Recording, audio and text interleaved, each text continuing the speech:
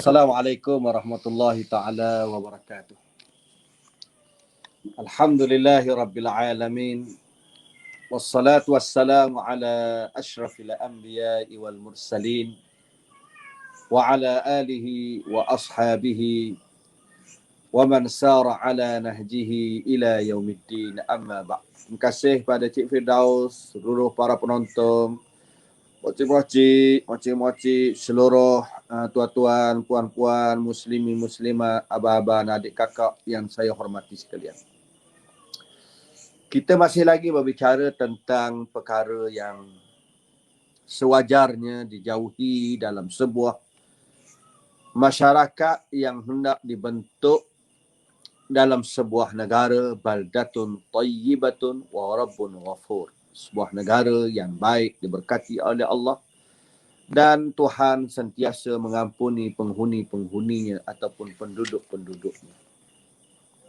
Semalam kita berbicara tentang virus pembohongan dalam berbagai bentuk. Kerana pembohongan ini boleh membawa kepada kebinasaan. Kebinasaan kepada peribadi, kebinasaan kepada sahabat, kebinasaan kepada sebuah keluarga, bahkan kebinasaan kepada sebuah negeri dan negara. Malam ini kita cuba untuk menyorok satu hadis Nabi sallallahu alaihi wasallam tentang kerasnya pengharaman, pengucapan dan penyaksian bohong. Dalam Riyadhus Shalihin ditulis tajuk Bab Ghalti Tahrim Syahadatiz Zur. Bab kerasnya pengharaman penyaksian bohong. Pengarang telah memetik satu hadis Nabi sallallahu alaihi wasallam dalam kitab Riyadhus Shalihin. Oleh Syekh Muhammad Abdul Mu'ti memetik hadis daripada kitab Riyadhus Shalihin dan diletakkan dalam kitabnya Zadus Sairin untuk mengingatkan kepada kita tentang bahaya dosa-dosa yang besar dan segala jenisnya. Dan orang yang mempelajari hadis Nabi ini berwaspada dan berhati-hati untuk mendekati dosa-dosa besar ini. Khususnya syahadatuz zur, penyaksian dan pembicaraan bohong. An Abi Bakrah radhiyallahu ta'ala anhu qala qala Rasulullah sallallahu alaihi wasallam ala unabbi'ukum bi akbaril kabair qulna bala ya Rasulullah qala al-isyraku billah wa 'uququl walidain wa kana muttaki'an fajalasa faqala ala wa qawlaz zur ala wa qawluz zur wa syahadatuz zur fama zala yuqarriruha hatta qulna laitahu sakata. Muttafaqun alaihi. Wa fi riwayatil Bukhari ala unabbi'ukum bi akbaril kabair thalathan. An Abi Bakrah radhiyallahu ta'ala anhu berkata, Rasulullah sallallahu alaihi wasallam bersabda, adakah kamu suka aku khabarkan dan nyatakan kepada kamu dosa yang paling besar? Kami menjawab, ya wahai Rasulullah sallallahu alaihi wasallam. Jawab Nabi, al-isyraku billah, menyengutui Allah, syirik kepada Allah, dan penderhakaan terhadap kedua ibu bapa. Nabi pun dalam keadaan duduk ataupun dalam keadaan dia menyenggeng. Nabi pun bangun duduk. Nabi pun bangun dalam keadaan dia duduk.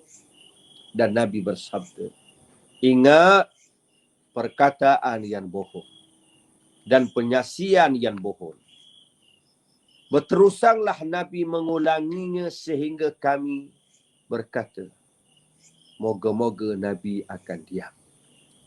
Hadis muttafaqun alaihi. Dalam riwayat Bukhari, Nabi menyebut, ala unabbi'ukum bi akbaril kaba'ir thalathan. Adakah kamu suka aku menceritakan kepada kamu dosa yang paling besar? 3 kali Nabi mengulang. Bila kita baca hadis Nabi sallallahu alaihi wasallam ini, sudah tentu hadis Nabi ini perbicaraan dia banyak, panjang, memiliki pengajaran-pengajaran, memiliki ingatan-ingatan, memiliki pengkhabaran-pengkhabaran, pemberitahuan yang begitu banyak.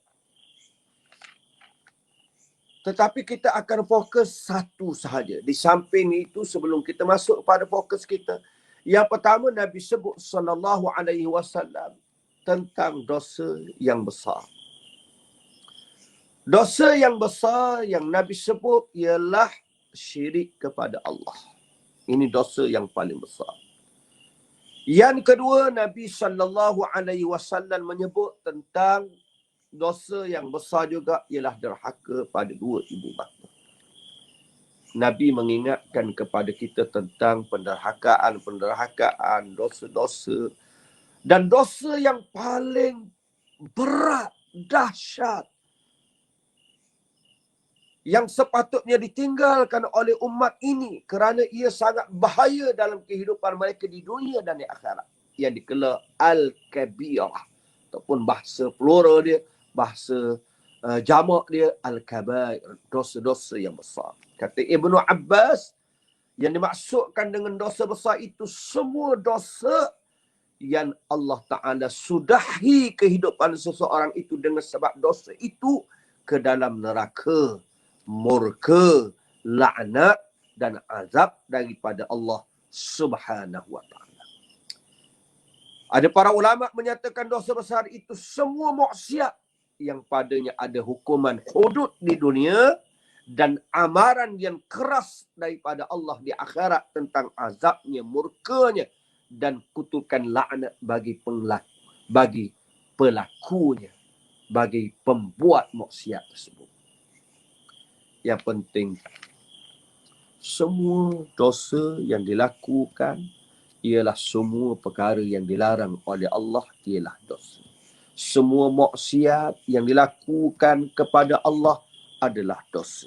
Walaupun dia berbagai-bagai. Ada dosa yang berkaitan dengan hati, ada dosa yang berkaitan dengan anggota, ada dosa yang berkaitan dengan nisbah. Bukan kita buat secara langsung. Orang lain buat secara, tetapi ada hubungan dengan kita. Ada hubungan kita. Bukan kita yang ambil. Bukan kita yang suruh. Tetapi ada sesuatu melalui dorongan yang kita buat.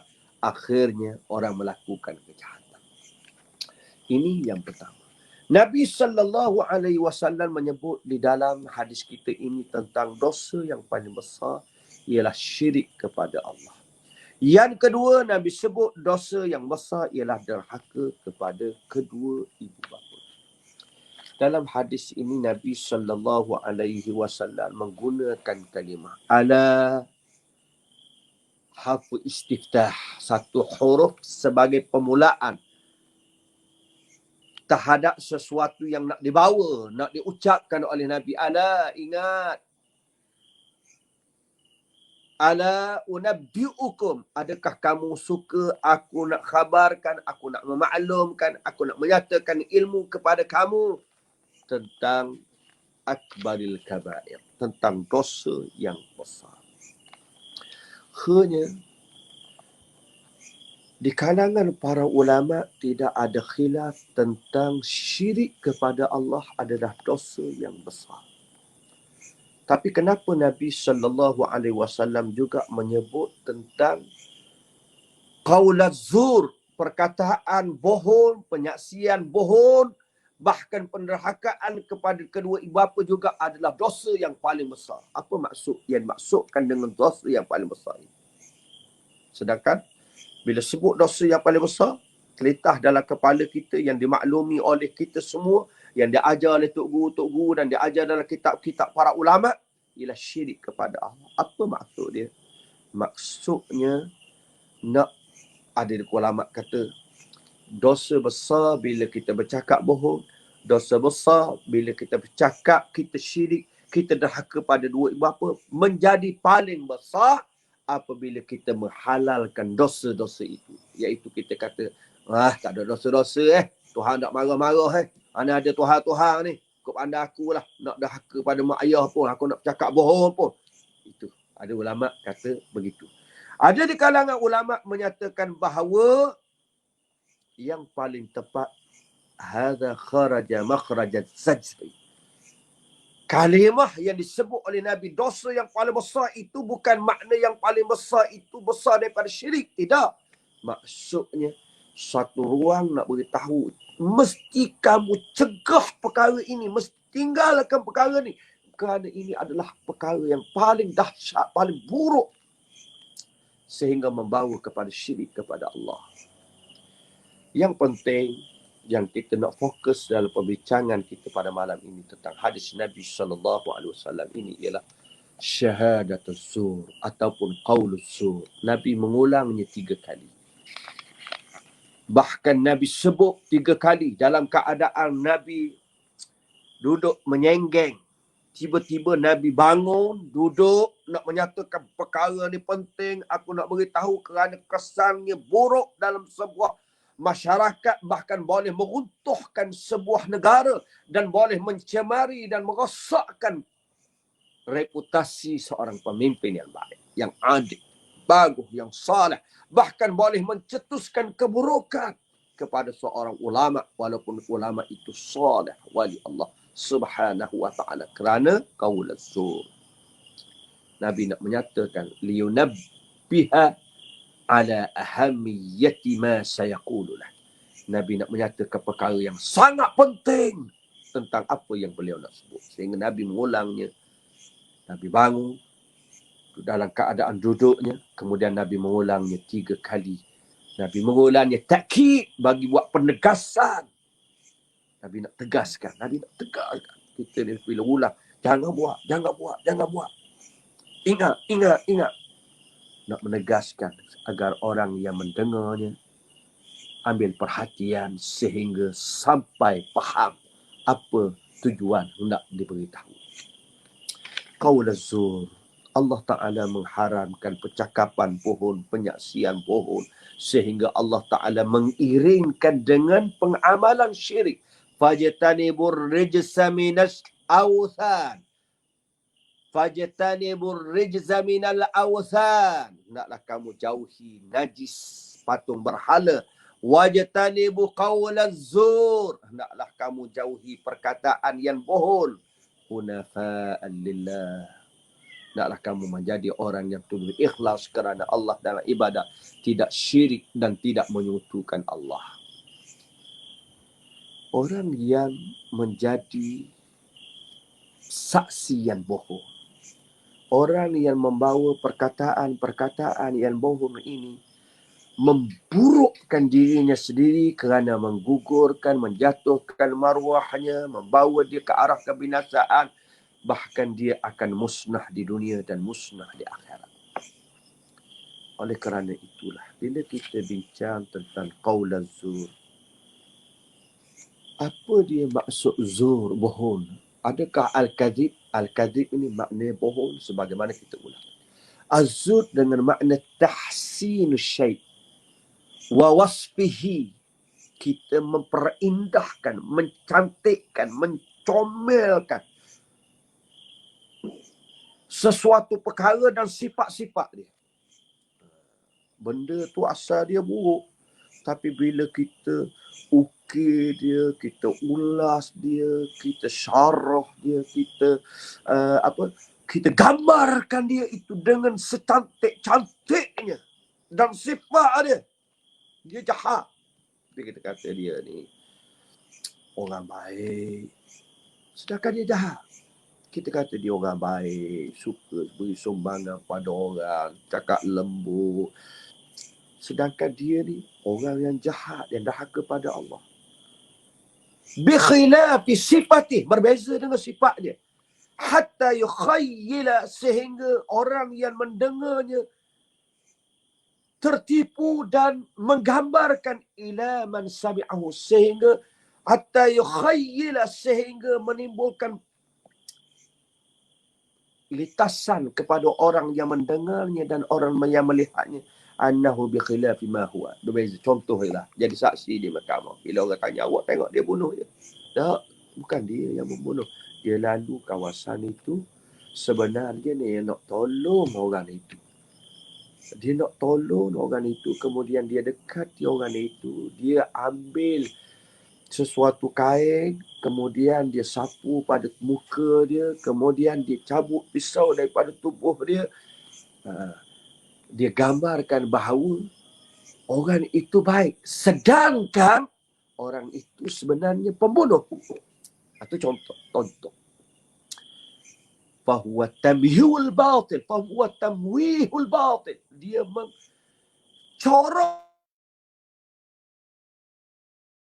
Dia mencorakkan kebatilan itu dengan mencetuskan sangkaan orang bahawa kebatilan itu benar. Ini bahaya. Apa dia? Sekarang contoh cakapan yang bohong, ulasan yang bohong, yang boleh kita mengindahkan sesuatu yang buruk, kita memburukkan sesuatu yang baik. Kerajaan buat sesuatu program, kita nak buat besok munajat perdana, munajat rakyat Terengganu, kita ajak semua. Ada orang yang cemburu, orang yang dengki, dia akan perburukkan. Munajat rakyat apa sangat, besok je munajat, hari lain tak munajat pun. Apalah munajat. Ada tak semua ni bukan boleh memberikan kebaikan. Ini contoh yang saya tengok dalam Facebook yang terbaru. Contoh, ada satu kelompok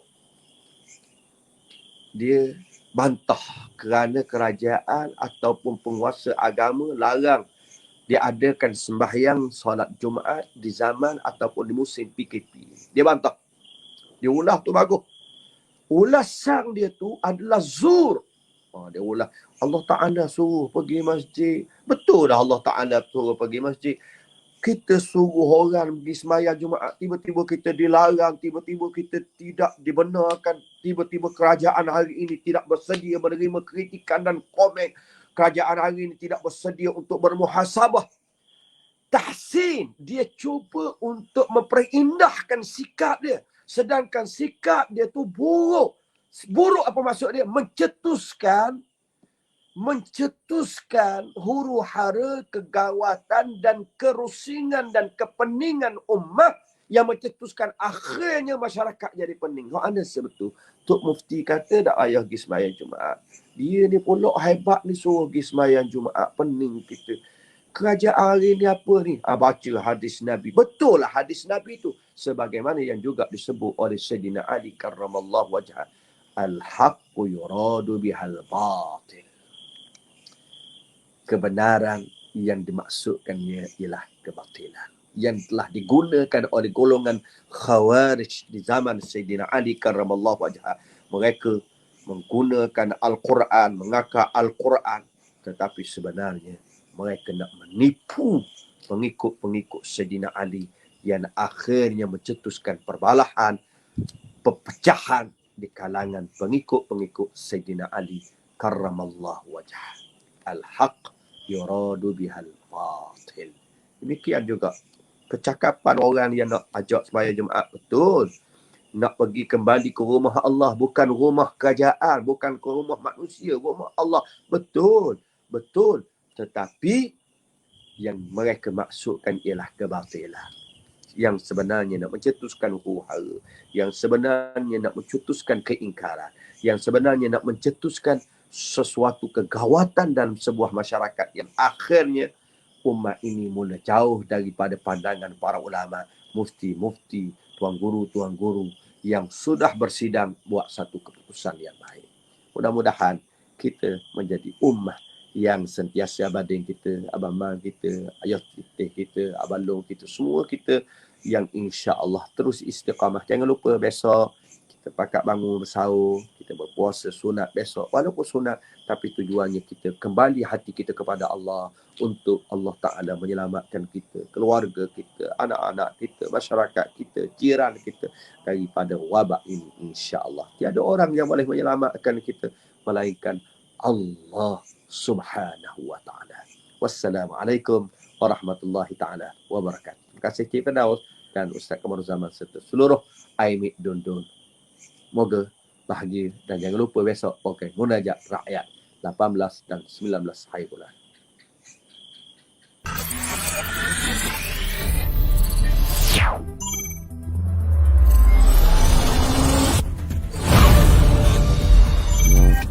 TRDI News. Cari Play Store atau App Store.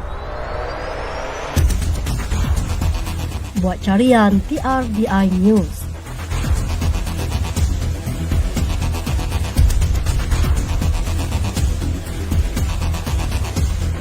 Tekan install. Buka aplikasi TRDI News. Dan terus nikmati notifikasi segala maklumat terbaru Kerajaan Negeri Terengganu. TRDI Apps, aplikasi Terengganu Darul Iman, sebuah portal maklumat Kerajaan Negeri Terengganu, cakna, tepat dan terkini. Video TV Darul Iman, paparan video berita semasa, pelancongan, politik dan sebagainya.